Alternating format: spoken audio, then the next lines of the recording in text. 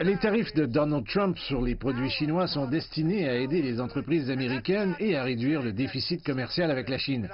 En réalité, cela met de nombreuses industries en danger et a attiré de nombreuses critiques. Les analystes disent que le déficit commercial est unilatéral et que les tarifs supplémentaires ne règlent rien. Les États-Unis sont un pays de déficit. Les ménages n'épargnent pas beaucoup, le gouvernement fait des déficits budgétaires très importants et donc cela signifie qu'ils auront un déficit commercial important. C'est pour cela que les États-Unis ont un important déficit commercial. Chaque année depuis 40 ans, c'était même avant que la Chine ne devienne une puissance mondiale, que l'économie se porte bien ou mal, que l'économie américaine soit en pleine croissance ou qu'elle se contracte. Les déficits commerciaux sont déterminés par le taux d'épargne.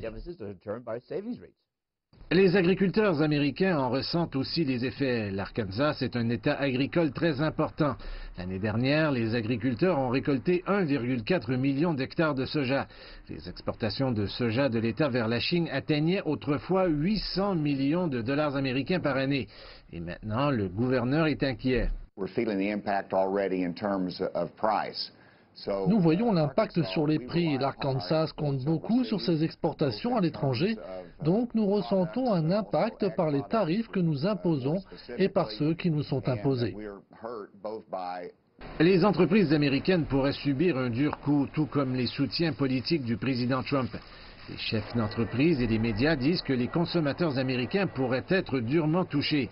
Et le président Trump fait également face à une pression importante lors des élections de mi-mandat de novembre.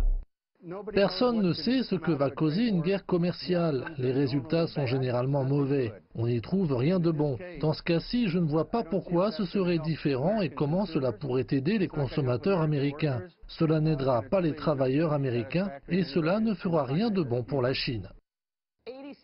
87% des entreprises dans le domaine de l'informatique en Chine qui sont touchées par ces mesures ne sont pas chinoises et plusieurs d'entre elles sont américaines. Des 30 districts électoraux aux États-Unis qui sont les plus affectés par les tarifs sur les fèves de soja que la Chine a adoptés contre les États-Unis, 25 d'entre eux ont voté pour Trump. C'est un problème que nous avons créé contre nous-mêmes. Nous nous taxons nous-mêmes dans le but de punir la Chine pour une raison qui n'a rien à voir avec la situation dans le secteur des nouvelles technologies. La Chine a imposé des contre-mesures aux produits américains après que les États-Unis aient imposé des droits de douane de 25% sur des produits chinois de 34 milliards de dollars.